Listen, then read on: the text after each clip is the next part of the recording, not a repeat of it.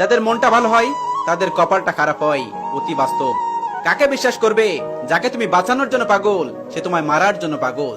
যে মন খারাপ বোঝে না সে কখনো প্রিয় মানুষ হতে পারে না। অনেক প্রিয়জন ছেড়ে চলে গেছে, শুধু টাকার অভাবে ফেরাতে পারিনি। কেন এত কাঁদাও? আমি তো একটু ভালো থাকার জন্যই তোমাকে বেছে নিয়েছিলাম। একা থাকার মতো শান্তি আর কোথাও নেই। কথাটা অতি বাস্তব।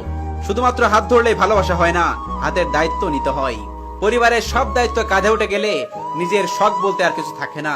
কথাটা অতি বাস্তব। মনটা আমার ভীষণ খারাপ, কিন্তু পাশে থাকা মানুষটা বুঝতে পারে না।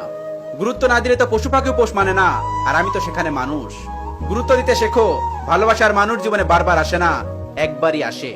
যে বোঝে সে গুরুত্ব দিয়ে সারা জীবন সুখে থাকে, আর যে গুরুত্ব দিতে বোঝে না সে সারা জীবন আফসোস করে। আল্লাহ আমার সাথেই আছে, এটা চিন্তা করে হাজার কষ্টের পরেও আমি হাসতে পারি। মানুষ জীবনে আসে, তারপর স্বপ্ন দেখায়, এরপরই বদলে যায়। রেখে যায় শুধুমাত্র অসংখ্য স্মৃতি।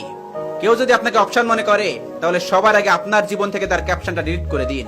কারণ আমরা কোনো সফটওয়্যার না যে কারোর প্রয়োজনে কেউ ইনস্টল করলো, ব্যবহার করলো, প্রয়োজন শেষ আবার আনইনস্টল করে দিল। Mind it. দিন শেষে প্রত্যেকটা মানুষই একজন নির্দিষ্ট মানুষের অভাব বোধ করে।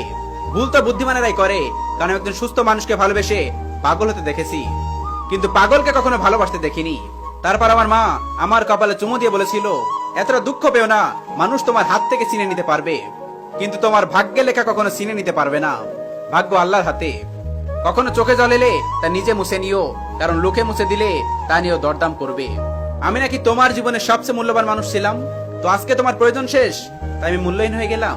চোখে যখন হাজারটা স্বপ্ন, বাস্তবতা তখন কড়া ভাষায় বলে দিচ্ছে, স্বপ্ন দেখছো দেখো, কিন্তু সবার স্বপ্ন কিন্তু পূরণ হয় না। তোমার মনের মতো কখনো হতে পারেনি, চেষ্টা করেছিলাম অনেক। আসলে কথা হচ্ছে, তোমার মনে আমি কখনোই ছিলাম না। মাফ করে দিও আমাকে, আমি কোনোদিন তোমাকে ভুলতে পারবো না। আমি খারাপ হতে পারি, কিন্তু তোমার মতো স্বার্থপর না। একটা কথা বলি, আপনারা যদি কাউকে ভালোবাসেন, অতিরিক্ত ভালোবাসেন, তাহলে সেটা ভালোবাসা না, সেটা মায়া। আর যখন একটা মানুষ মায়ায় পড়ে যায়, তখন সে